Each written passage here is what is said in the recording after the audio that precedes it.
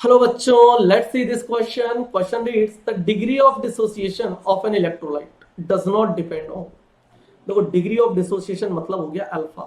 Alpha किस किस पर डिपेंड करेगा? तो सबसे पहली चीज तो नेचर ऑफ इलेक्ट्रोलाइट. सही बात है. क्या आपका इलेक्ट्रोलाइट वीक है? क्या आपका इलेक्ट्रोलाइट स्ट्रॉन्ग है? अगर वीक इलेक्ट्रोलाइट है तो अल्फा लेस देन 5% होगा. स्ट्रॉन्ग इलेक्ट्रोलाइट है तो ऑलमोस्ट 100% होगा. तो ये तो डिपेंड करता है इलेक्ट्रोलाइट पर. ठीक है, तो डज नॉट पूछा है, डज नॉट पूछा है, ध्यान से सुनना. Catalytic action. कैटालाइटिक एक्शन का मतलब हो गया बेटा, हम कैटलिस्ट का प्रयोग कर रहे हैं, कैटलिस्ट का यूज कर रहे हैं.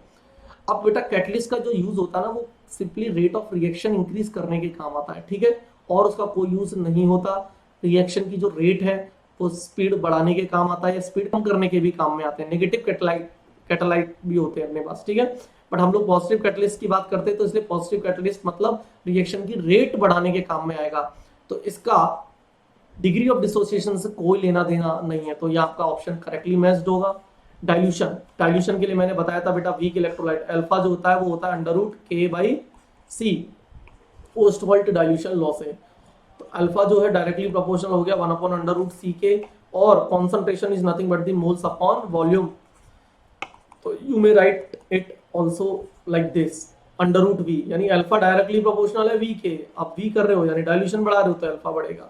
तो ये तो सही है. टेम्परेचर बढ़ाने से भी बेटा डिसोसिएशन बढ़ता है. और अगर डिसोसिएशन बढ़ेगा तो यही तो पूछा, डिग्री ऑफ डिसोसिएशन बढ़ेगा. तो इन तीनों पर फर्क पड़ेगा, सिर्फ कैटालाइटिक एक्शन से कोई फर्क नहीं पड़ने वाला. तो आपका करेक्ट आंसर हो जाएगा option B. Thank you, best of luck.